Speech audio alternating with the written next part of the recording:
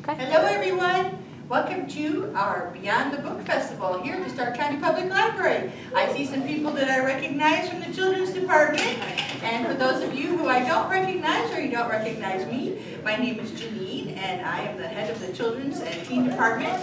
And today we are welcoming some special guests here. We have some authors at the library. And this is the first time, well, it's not the first time, we've had a few other authors, but this is the first time we've had a huge grouping of authors to come and talk to us. So today we have, first here is Peggy Archer, and she has written at least 9 books, and she grew up in Gary, Indiana, and she likes going to the beach at Lake Michigan in the summer and ice skating in the winter and reading all year long, so we like that. So she'll tell us a little bit more about other things she likes to do and other things she likes to read later.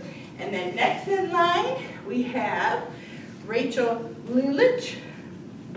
Very good. Lulich, okay. And she grew up in the Pacific Northwest, hopefully around the big sequoia trees. A little farther north than those, but I have seen them. I'd love to see those someday. Has anybody else here seen the big sequoia trees? Oh, that's a dream of mine. But she likes to travel. She's traveled all over the United States. She's been in the Air Force. And she loves German and she likes learning languages. And she says she's a nerd. But I don't know. I like books, so I think I'm a nerd too. So we all like nerds, right? And she's written at least 5 books? At least 5? I don't know, you had more than that on your table. 6, okay. And next in line, we have Rosanne Tolin, and she has written a book about one of my favorite characters, Paddington Bear, and she also has done lots of writing for magazines and newspapers and magazines for children. She is a graduate of Indiana University and a lawyer. And let's see, she likes running marathons and she's thinking about running another marathon. So that's pretty impressive. Oh, and she likes dogs too. All right. And our next author today is Rob Witzel. And he's the creator of Super Penguin, and he was doing that when he was in class instead of studying and paying attention. He started creating Super Penguin. So I guess that maybe was a good way to go for him, wasn't it? And I think if I'm reading this right, he said he thinks he's a nerd too. Yeah, so I don't know. I guess we must be a room full of nerds. And he is obsessed with fictional characters from things like Star Wars, Chewbacca, R2-D2, Marvel's Wolverine, and he grew up in Danville, Illinois. So that's not too far from us. So I thought I would start with a few questions, and then if you guys have questions, we can let you ask questions too, because this is a great chance to ask these authors all kinds of fun stuff. So hopefully we'll have some questions that might stump them later for you guys. So be thinking about stuff you would like to know too. So how about, what first sparked your interest in becoming a writer? And you can use the microphone or you can talk real loud. Okay, can you hear me well without the microphone? Okay, I have a big mouth sometimes. Now's the time to use it. Yes, okay. If you can't hear us, just raise your hand in the back or wherever. So when I was young, my mother read to me every night. That was little golden books, and you would buy them at the grocery store. If I was good, I would get a little golden book when we went grocery shopping. So my mother read to me all the time, and I loved books. When I was in grade school, I would write stories just on my own, just for fun, or poems or something. But I never even thought about being a writer because my favorite book was Nurse Nancy, and I wanted to grow up and be a nurse, and that's what I did. So I didn't think about being a writer until I was older, and I had kids of my own, and I was reading to them like my mother read to me all the time. We got books from the library. And that's kind of what got me into, I started thinking, oh, I wonder if I could write stories that other people would like. So that's what got me going. For me, my mom also read books to us when I was little, and one of my early favorites was If You Give a Mouse a Cookie, and I also loved the Berenstain Bear books when I was a kid. I still love them, to be honest. And then I got interested in writing because my mom likes to write, and she wrote a couple of mysteries that she never published, but she read them aloud to us kids, and I just thought they were thrilling and really cool. And so that kind of informed me when I was really, really little that writers existed and that that's how books are made. And I think I just always wanted to do that because it was so cool. And similarly to Rachel and Peggy, my mom also read to me all the time as a young child. And I really loved Where the Wild Things Are and In the Night Kitchen and the Maurice Sendak books. And I think I learned to read with Dr. Seuss books. And then when I was in middle school and high school, I did work as an editor for the School of Poetry magazine. It published short fiction and poetry. And I went on to become a lawyer, so I sort of forgot about that. But again, like Peggy said, when I had children of my own and began reading to them, I decided that this is something I wanted to go for. I had always wanted to write books, and then I became interested in children's books when I had children of my own. For me, it started with falling in love with different characters.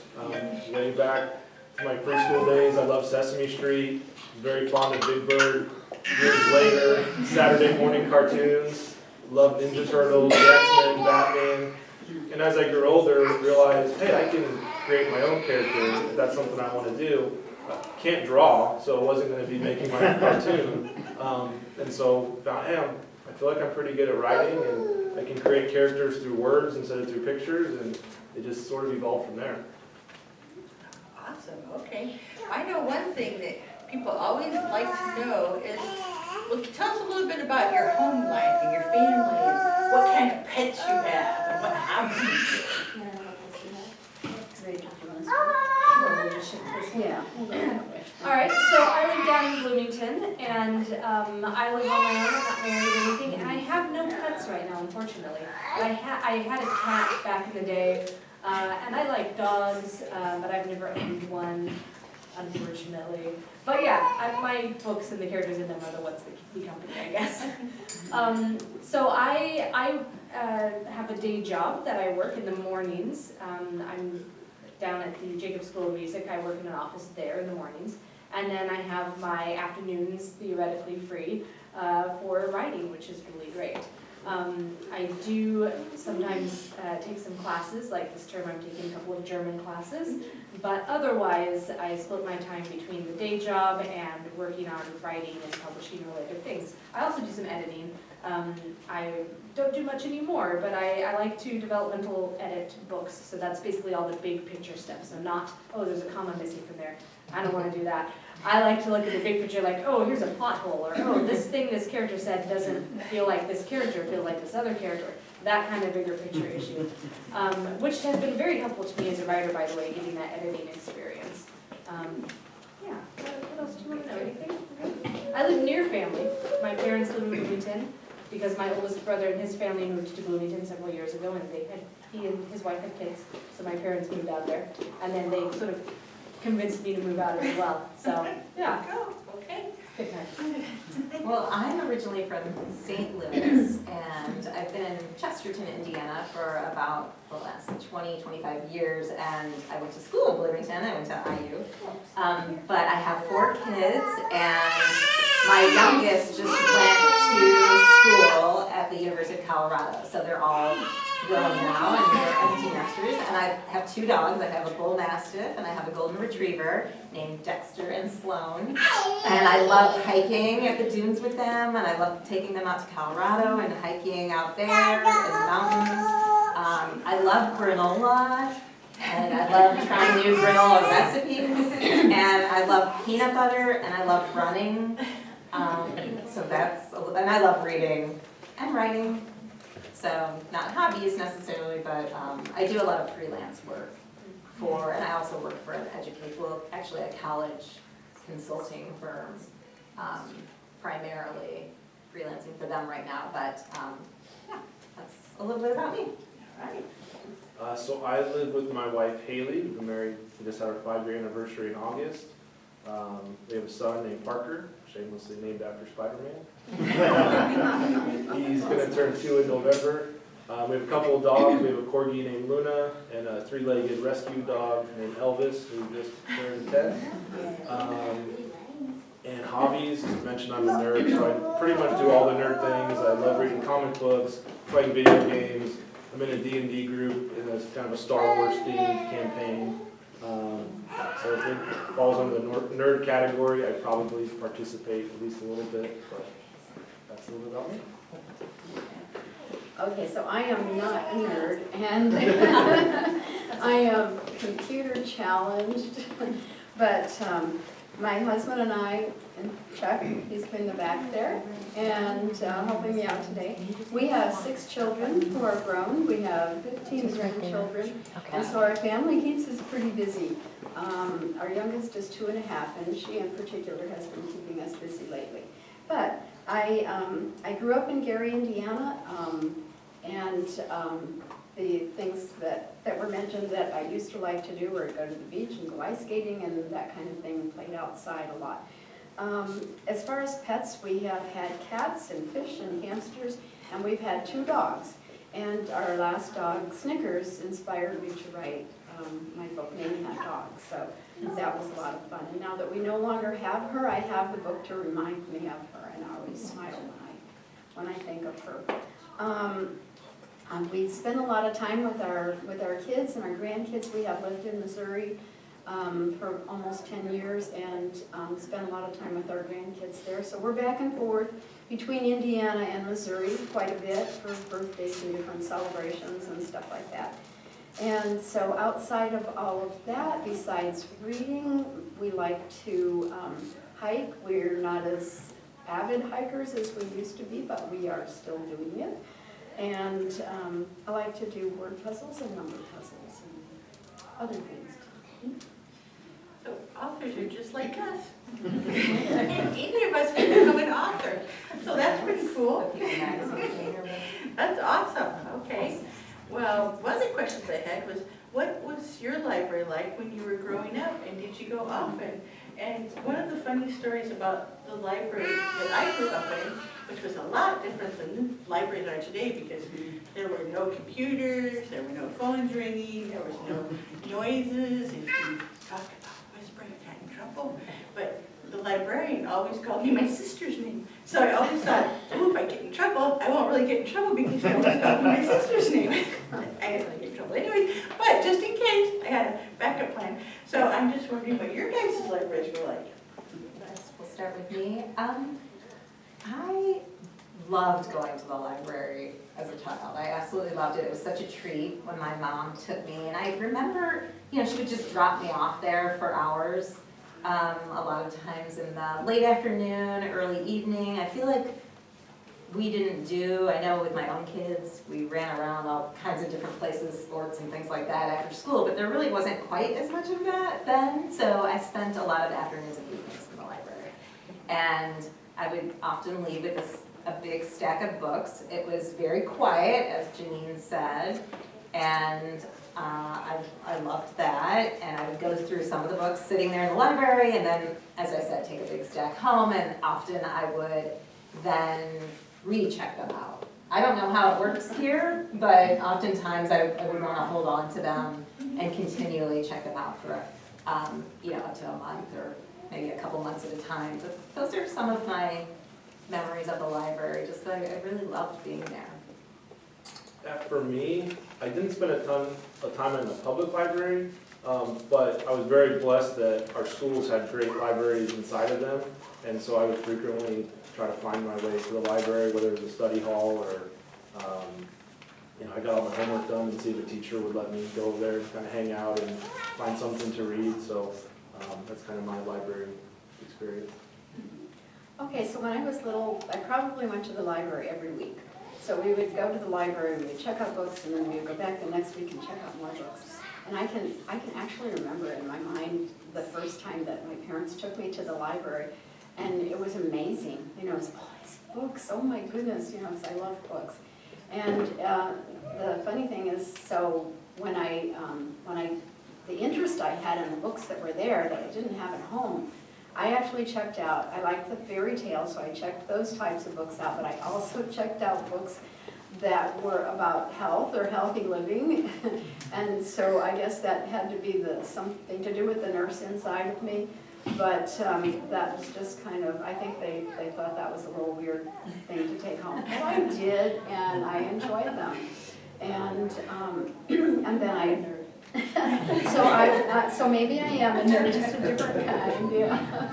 So, but anyway, it was a lot of, it was a great place, and like you said, you had to be very quiet, you couldn't talk out loud in the library. They also, instead of computers where you checked out things so easily, we had card catalogs. So every book in the library was written on a card, and it had the title and the author, and I think there was something about it and the number, and it was in these, they were in these boxes that, sat on the floor, and you pulled the drawer out, and you took the card to the light. And if the stick fell out, the drawer fell over, all those cards fell out, and then you had to put them all back in order. I didn't do that, but that sounds terrible, yeah.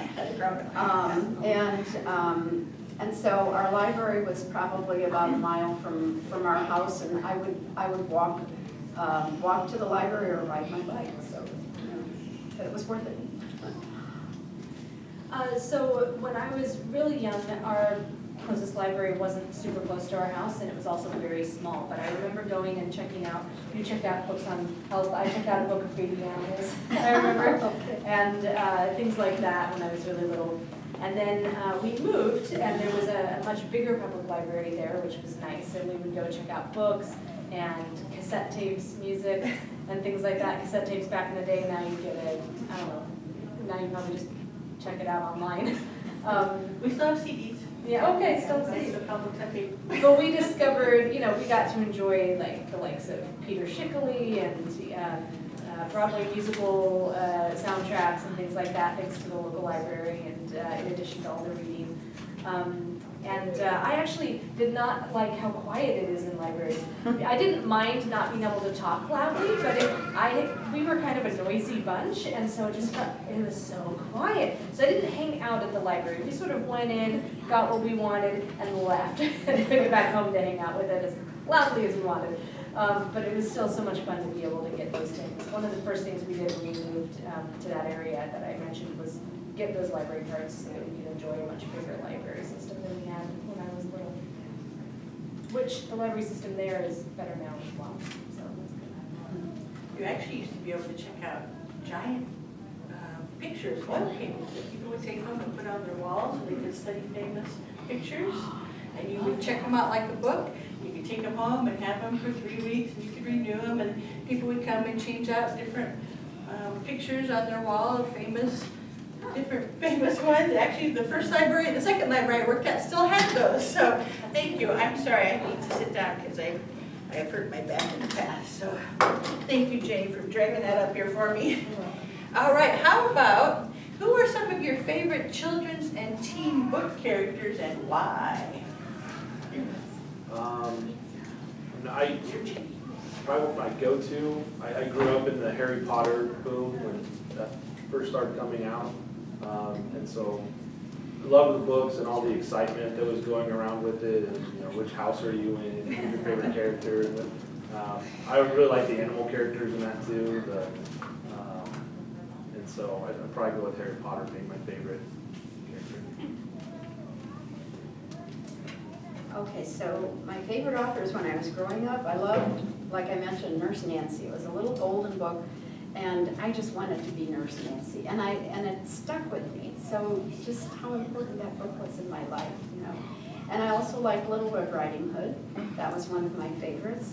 And then when I got a little bit older, it was all the Nancy Drew books. I love mystery books, and I still do. And Nancy Drew was it, and I even read some of the Hardy Boy books. But and Agatha Christie. I read all of the Agatha Christie books. My when I was a little bit older too, so. I already mentioned the Berenstain Bears, loved that when I was little. And then also, I read the Anna Martin books, and I loved Christy Wieser's series. She was my favorite, because she was the tomboy, and I was a tomboy, so, you know, like, Jack. And then, I also read Nancy Drew, and I loved her friend Midge better than Nancy herself. I don't know why. But when I was in middle school, I discovered these antique books. They're back in print now with some company, I think, but there's 2 series written by a couple of different authors. The Cherry Ames nurse books and the Vicky Barr flight attendant books, or air stewardess as they were called back then. And I loved those. Those were mysteries, but they were, especially the Cherry Ames books, were more than just mysteries. Like Cherry Ames' book started out being written during World War II, and so she goes and she's an army nurse and things like that. So you're reading about this World War II story / medical mystery. It's really interesting stuff. So I really got into those for quite a while. And I also loved, you know, like Anna P. Gables, and there's this historical fiction book called Rifles for Wadey. It takes place during the Civil War. It follows this character, Jeff, as he joins at like 16, I think, the Union Army. Really love that. I read that. I must have read that. I think I reread that more than any other book that I've ever owned. I must have read it 10 times. Really great book. Love that. I definitely go on and on, but Yeah. I love The Hobbit. I love C.S. Lewis and the Chronicles of Narnia. I love those books. I love Charlotte's Web, and Fern is probably one of my favorite characters that I remember growing up, and E.B. White. And I loved the Judy Blume books, and I loved, you know, Are You There, God, It's Me, Margaret, and all of those books I thought were fantastic. So those are some that really stand out to me. A lot of those books we still have, actually. Mhm. They're still popular. They're still considered classics, and they still go out. They still get used for Oh, and classes. Beverly Cleary. Ooh, yeah. I love those books, Yeah. the Ramona books. I don't know if any of you have read those, but I love those. Bonnet, all the Henry books, and Mhm. socks. And How old were you when you read the Lord of the Rings and the Hobbit? The Hobbit in 6th grade. Okay. I discovered those much later, but yeah. Okay. So We had a 6th grade teacher who actually read us The Hobbit out loud. Nice. And he read us The Princess Bride. Oh. So he was pretty fantastic. let's see, are there some really current authors that you really like? Well, let's hear some of those, and maybe we don't have them, Okay. I'll order them too. I think I'm next. I love the Bruce books. I read picture books. I mean, I read a lot of picture books, you know, besides reading other things. But I love the Bruce books. And he also, Ryan T. Higgins, and he also wrote We Don't Eat Our Classmates, which is really a fun picture book. So, so right now, I think, you know, his books are the ones that I enjoy the most right now. But also there are some very, very good nonfiction books by Stephanie Beers. And I really enjoy reading those. It's far from being dry reading. She makes it so interesting and easy to enjoy that nonfiction topic. And then she has little, at the end of the chapter, she has things that you can actually do that connect you to that, to whoever she's talking about. And I also like Mary Downing Hahn, who writes scary books for middle grade, I guess, and maybe, I'm not sure if she writes young adult too or not, but We have some over there. yeah, but she writes really well. And it's, and I don't like being over scared, so she was just right on the edge. So those are some of the children's authors that I enjoy now. I recently read a couple books called Seekers of the Wild Realm by Alexandra Ott, and I really enjoyed those fantasy novels. And then loved the Mysterious Benedict Society books by Trent Lee Stewart, Jeannie Birdsall, the Fenderwicks.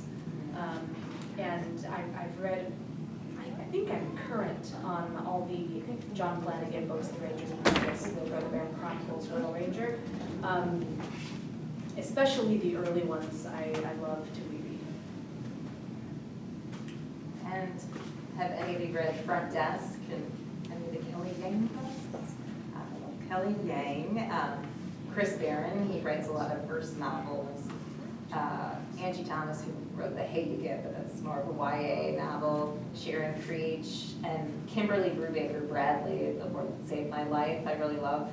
Ada is probably one of my favorite middle grade characters. So I read a lot of middle grade books. That's what I like to write.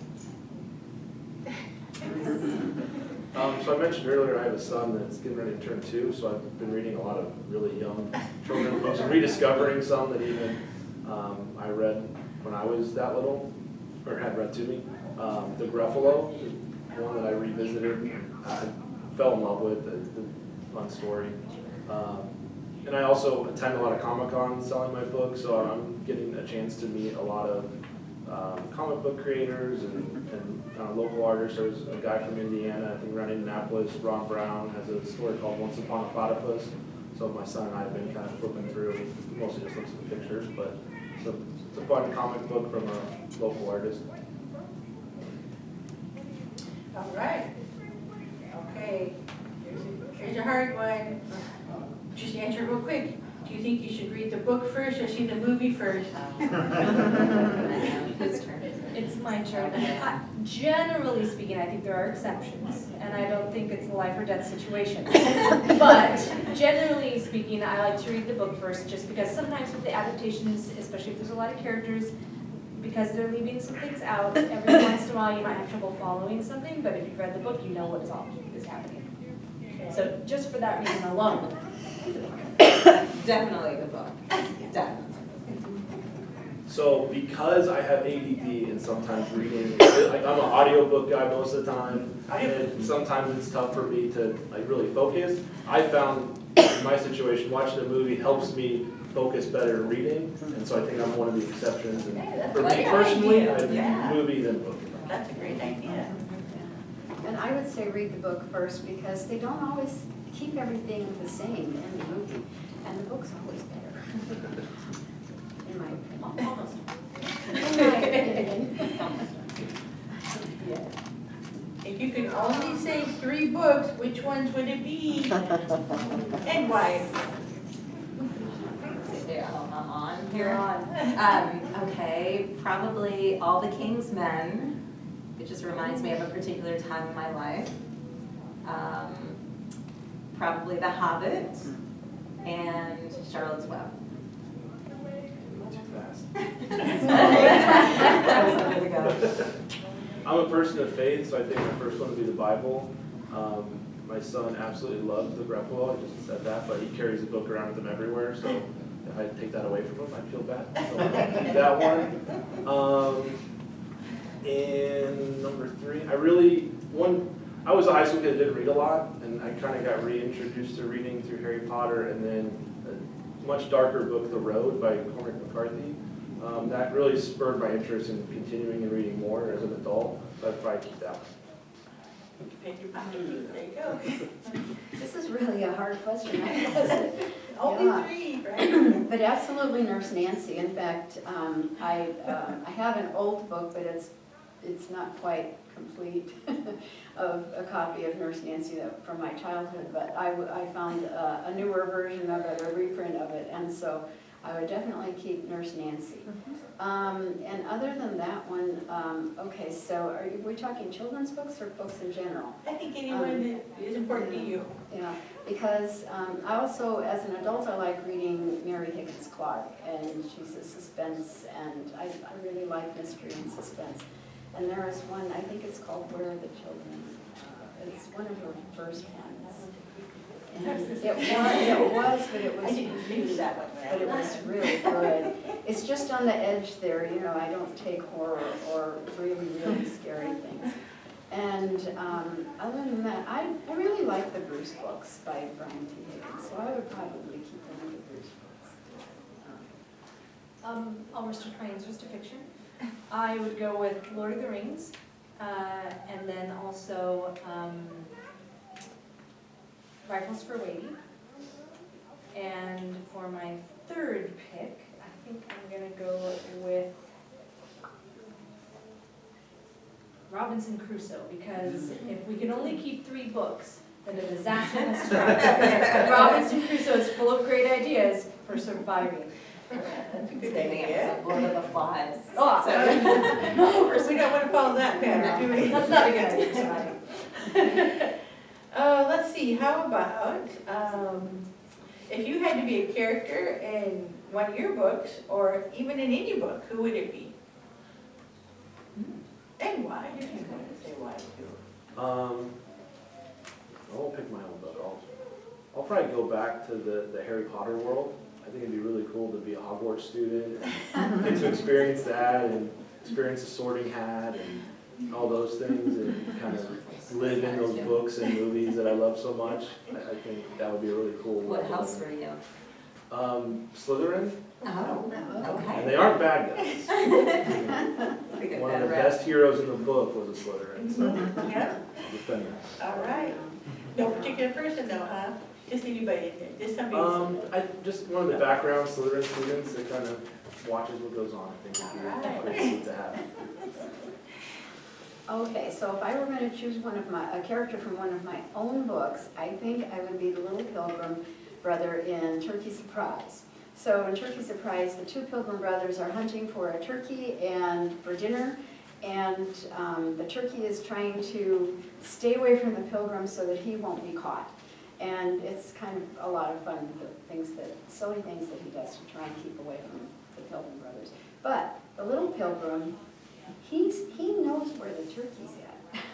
Only he doesn't really want to hunt for a turkey for dinner, so he's trying to keep his brother from seeing the turkey. And so, but he's not being real aggressive or yelling about it or anything. He's just trying to keep that turkey away from his older brother. And the way he does it is just kind of cool. So I would be there. And I'm not going to tell you how he I'm going to go with, there's these two books by an author named Kate Sarity. The books are called The Good Master and The Singing Tree that take place in rural Hungary before and during World War I. And I think it would be really, really cool to be Kate or Yancey, the cousins, one of the main characters in the book. They have some pretty interesting adventures. I'm going to go with Freedom's Game, which is a book I have coming out in 2024. And I think I'm a combination of the two 12-year-old protagonists, Elka and Ziggy. And Elka is more sort of outgoing, and she's a runner, and she thinks everybody is good at heart, and Ziggy is a little more skeptical about what's going on around him. It's set with a backdrop of the Holocaust, actually, and they're refugee children. So I'm really excited for the book to come out, but I think I'm a combination of those two characters, and I think I definitely poured myself into both of them. Oh, interesting.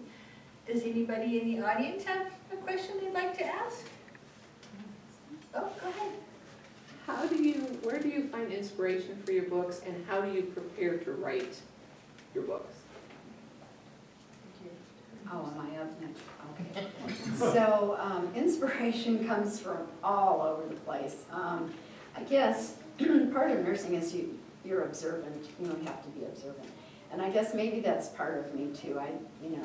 But so one of the family came from my own family. I was trying to find a book to read to my kids about having a new baby, and the only ones that I could find were books where the older sibling didn't want to have that new baby around. And I wanted one, my kids love babies, and I wanted one like that, and so I decided I would write my own story.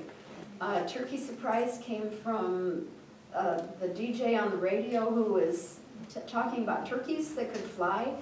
And I thought, okay, they joke around a lot. Do turkeys really fly? Do you guys know, do turkeys fly? A little bit. Yeah. Anyway, wild turkeys can fly. Anyway, I didn't know that. So anyway, he kept talking about this, and it bugged me so much I went to the library to look it up. And so, because you didn't have the internet at the time, or not as much. So I found out turkeys could fly, and I said, I have to write a book where the turkey flies. Well, there's like 2 pages in that whole book where the turkey flies, but the story started out there. Hippie Hoppy Toad came from a walk in the park. My husband and I like to walk, and one day it had rained and there was not a puddle, but a big wet spot, and there was honestly, a little tiny toad right in the middle of that wet spot. And that started that one. The baby poems came from my own children and from working with children as a nurse, and I wanted something that the kids themselves could understand. So they just come from all over the place. I have other books that I've written too that have totally different, starts, inspiration. So just from all over. Yeah, likewise, lots of different things feed into it. And a lot of my stories have more than one inspiration. I'm sure that's probably true for a lot of us. So the play that I wrote, which is about the church in 1930s Germany, one of my big inspirations for that was from reading a couple of short plays by Bertolt Brecht that he wrote after he had left Germany, where it's just about absolutely ordinary citizens and how easy it was to get sort of caught up in the fear of that time and not know what to do. And then my newest book, the one that's for kids your guys' ages, called The Red Door, that basic concept came when I was in the Air Force, when I was in Afghanistan. We were living on a base in northern Afghanistan, and every different unit had their own little mini compound on the base, and it was just all fenced off with chain link fence. But then the fences were covered with like a green tarp type material, so you couldn't see through them. And for some reason, in our little area, in the back wall fence, there was just this red door in the middle of it, just a wooden red door in the middle of this compound that's mostly made of metal, and it had a big padlock on it, and so we couldn't open it to see what was on the other side. And this created this big mystery. We kind of tried to figure it out, but we weren't too daring because we didn't want to get in trouble for stumbling onto something secret, perhaps. But we would walk on the other side of the street to try to figure out, okay, which compound is behind ours? Is it this one? I don't know. And we never did discover the secret. And so this kind of created in my mind, what if there's a red door just in the middle of nothing, and nobody knows what's on the other side? And then the rest of the story kind of came out of that. But that's why there's a red door at the center of my story. So yeah. Good times. I think for me, I'm a curious person. I ask a lot of questions. And speaking of being a nerd, I do consider myself sort of a half nerd. I really love, it's not so much the book thing, a lot of people love books, but I love to go down the rabbit hole. And I was a journalist before I became a writer of books. And I just love asking the questions and asking more questions and digging and digging. Actually, both of my book that will be published in 2024, as well as the one published in 2020, both came from obituaries. The ideas came from reading the New York Times obituaries. So, and I just found these incredible nuggets that just wouldn't let go of me. So I think a lot of times when you get a certain inspiration, it keeps kind of talking to you and it won't let you go, and you just feel compelled to write it. And so to prepare, because both of those books were based in factual and are based in fact, to prepare, a lot of research takes place. So I definitely, in those instances, had to do months and months of research, and that sort of continues. But at a certain point, you have to stop, because you will go down those rabbit holes and find other interesting things.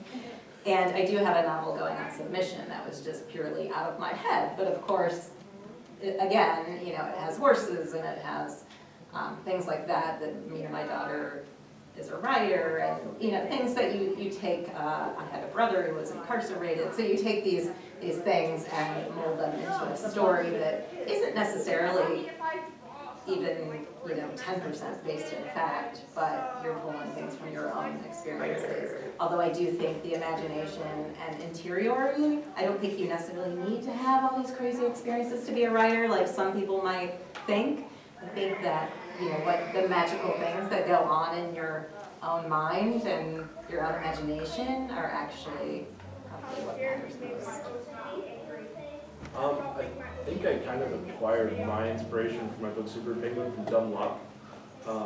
I was in high school. I should have been studying for tests that I wasn't studying for. And instead I started doordoling. It's a thing. Yeah. I doodled a penguin because it was easy to draw. And then I kept doodling and added a cape to it. That morphed into a comic strip.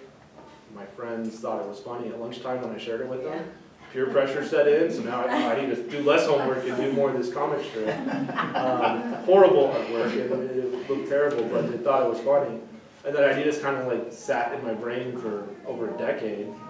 Conversation with my wife turned into, hey, you could probably turn that into a book. And you still can't draw, but you can write pretty well, so try that.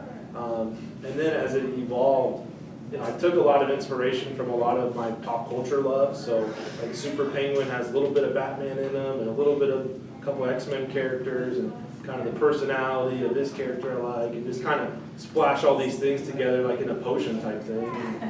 And do that with lots of different characters, give them each an animal that represents them, and it kind of evolved into that. It wasn't one like magical moment, it was just sort of being a bad student, but loving something a lot turned me into something that has gone successful.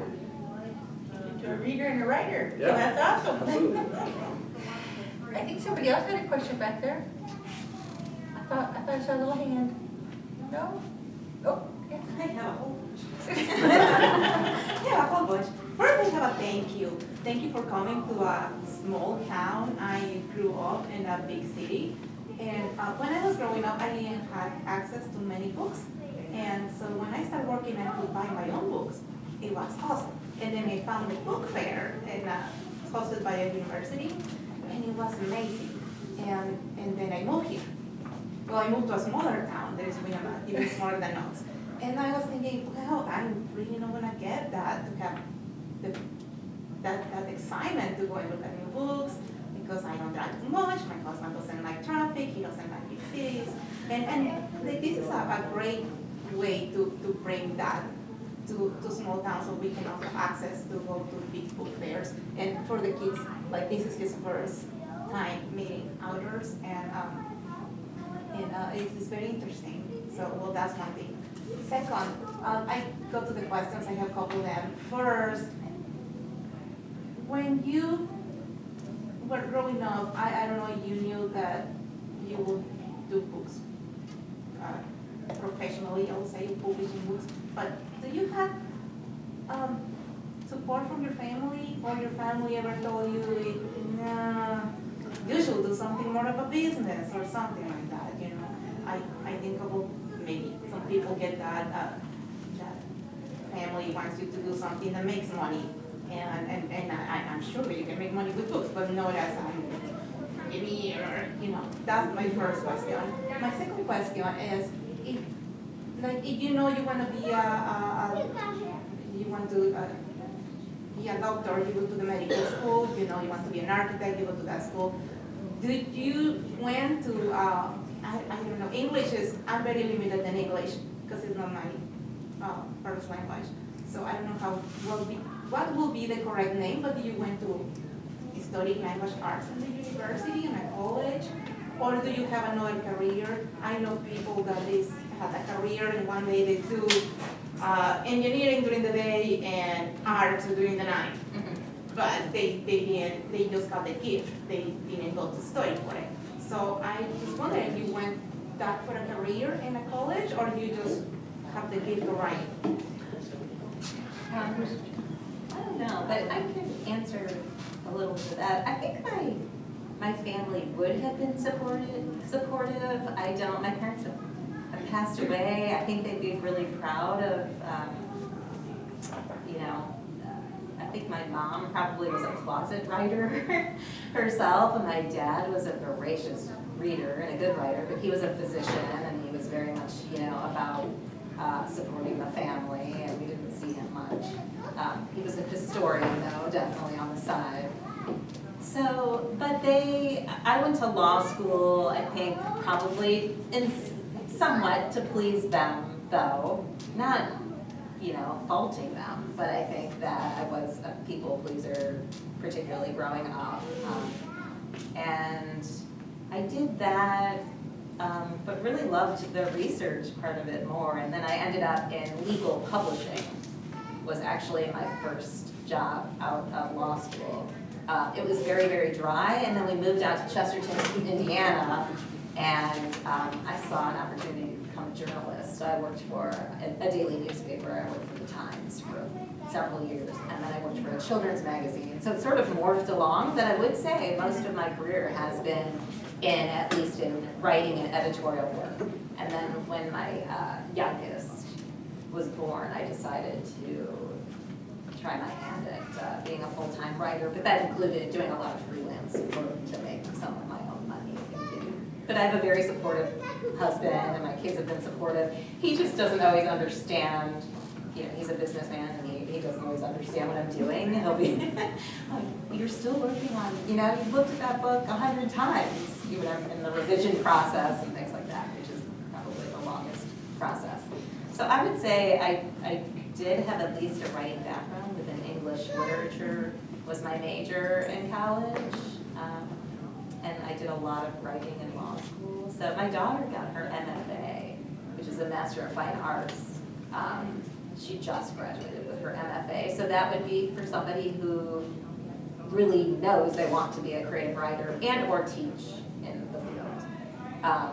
But a lot of people go and get their MFA in writing, in creative writing, for that particular purpose, because they want to try their hand at being a writer, period. So, Especially if you want to write literary fiction. yes. So I'll answer your second question first, and I'll kind of morph into the first one. So part of my story is I went to college. I went to Indiana University also. It wasn't a happy ending there because I didn't really know what I wanted to do. I was good at writing, so I should do journalism because I'm good at writing. And I didn't really enjoy the talking to strangers and trying to find a story. And I didn't really know what I wanted. And so some other stuff happened during that time. I really didn't like all the other classes I had to take, like the high-level maths and sciences that were required of me, so I didn't do well. Ended up going to work in my family's business. They're restaurant owner-operators for a McDonald's franchise, so when I left college, I went and worked in that and did pretty well at it. I enjoyed the people I worked with. I moved my way up. My parents' intentions were, well, you can kind of follow in our footsteps. Neither of them went to college. There's called the Next Gen program where the sons or daughters of owner-operators can kind of take over for them. And so things were sort of lining up, and I realized, I don't really love this either. By then, Super Penguin had kind of bounced in my head, and I was working on my first draft. And I had a really tough time telling my parents, like, this isn't what I want to do. Like, yeah, you guys are well off, and money's good, but I don't love this. And so I had a really tough conversation with them, and I was in tears. I'm still getting a little emotional now about it. And they were so incredibly supportive. And I mean, it took a huge load off my back. And since then, the book has thrived and built, and I'm working on a sequel and turned into a whole series. And that support from mom and dad was more important than any of the college classes I took, anything anyone else that did. Mom and dad believing in me, knowing that I could be set for life if I take over this thing, but instead I want to take a risk, follow a passion. That was huge for me. So when I started writing, I was an adult and I had 5 kids at the time, and number 6 had not been born yet. My parents grew up in a different age where this is the dad's job, this is the mom's job, And my mom, felt that way. She really wanted me to be a secretary. But anyway, she was okay with being nursing because that was a girl thing at the time. That was before male nurses, entered the scene. And so she was okay with my being a nurse. But once I started having kids, my main job should be being a mom and taking care of my kids. And I agree with that. I still worked part-time as a nurse, but my main, focus was raising my kids. And so when I started writing stories and I told my mom, I said, I'm starting to, I think I'm going to try and see how this works out. And I think she told me I shouldn't be doing it because I should be taking care of my kids.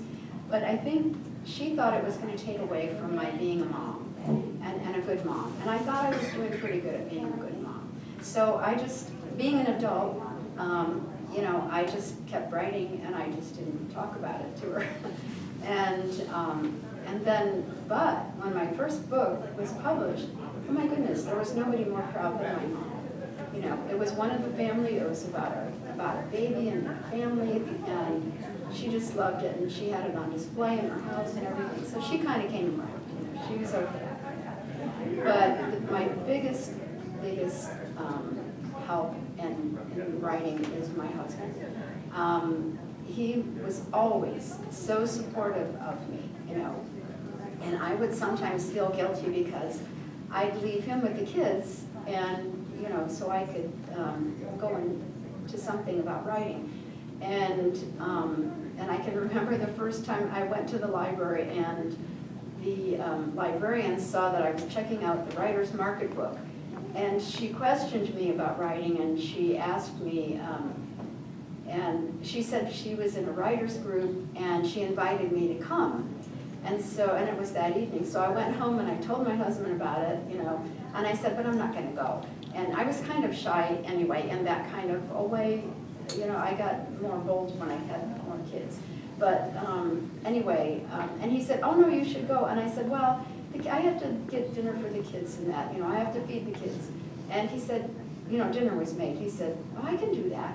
And I said, oh, well, they need to have baths and stuff tonight. He goes, I can do that. And he just kept offering, so I couldn't refuse to go, you know. So I went to the meeting, and that was a really wonderful start. Critique groups are a wonderful part of writing. And so, like I said, my mom came around, and my family has always been really great support. I did not go to college for writing, I did not, but I did go to a lot of conferences for children's writers, and I knew if I was going to write, it was going to be for children, and so those are the ones that I chose to go to.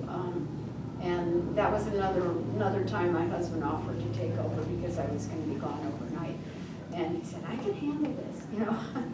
But, you know, you learn a lot from conferences and from webinars and podcasts and reading. I read every book in the library about writing for children, and that's where I got my education on writing.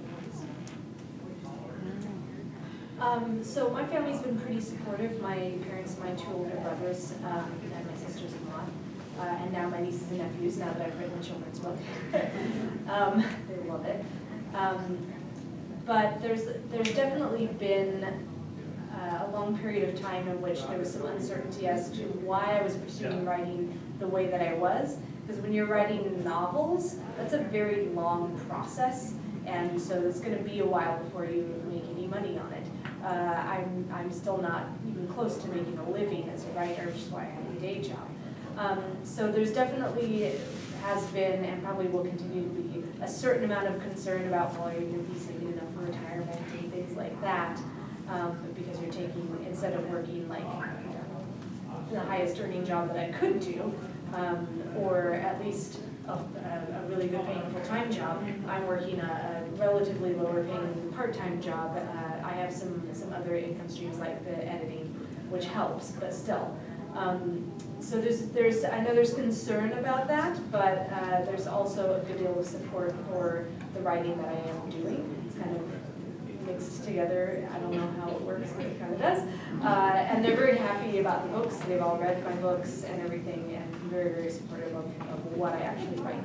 In terms of study, I got an English degree, but that's reading more than it is writing. I did take a couple of creative writing classes, but honestly, you'll learn so much as a writer from reading, you know, and reading pretty widely and so forth. That's a great education. For example, I read Robinson Crusoe when I was in middle school and discovered that I had read an abridged version. I was very upset when I learned what that meant because I loved it so much, and then I found out it was a fraud. So I asked for the unabridged copy for Christmas, and my oldest brother gave it to me, and I realized why it's abridged. It's quite a bit longer, the abridged copy, and because it was written so long ago, a lot of the conventions we're used to didn't exist. So for example, we know that when a character starts speaking, you're going to have a new paragraph, it's going to be indented, there's going to be quotation marks, and it's going to tell you who's speaking. None of that in Robinson Crusoe. You just have to be able to tell as you read what the heck is going on. And sentences, you know how today they're like, vary your sentences, have some short sentences, have some long sentences. Well, the author of Robinson Crusoe did that too, Daniel Defoe, but his short sentences were half a page long, you know. And so that taught, as hard as that was to get used to, I felt like I could read anything after that book. And also, it really taught me how to use punctuation of all types. Because if you're going to have a page-long sentence, there's going to be punctuation to make sure that you can follow with clarity what's going on. And so I learned how to use colons and semicolons and commas from reading that book, way better than I ever learned it at school. So reading is huge. I have studied other forms of writing since, through writing conferences and also through university classes. I'm a big advocate of cross-study. So I don't just study, prose writing. I've studied poetry writing. I've studied screenwriting. I took a playwriting class and ended up writing that play because of it. And I think those different types of writing, a lot of people will take journalism classes. Those different types of writing teach you different things. So poetry and journalism is going to teach you how to choose your words carefully, right? A play or a screenwriting is going to teach you how to sort of write between the lines and how to have productive dialogue that furthers the story and the character development. And then, of course, studying prose writing is going to help you with that aspect, descriptions of place and things like that. And then just life experience is huge. Life experience is huge. For example, I have a friend who's blind, and before I knew this person, I really didn't do a lot of description in my writing because I could see it all in my head, right? And when I read a book, I'm imagining it all in my head. The readers can do that. But then once I knew somebody who was blind, I was like, oh no, I need to describe this right? I need to say where things are, and that's made my writing so much better. Awesome, Janine. We're running to our next panel. So everybody, wonderful job. Thank you. Thank you. Good. I gotta do that too.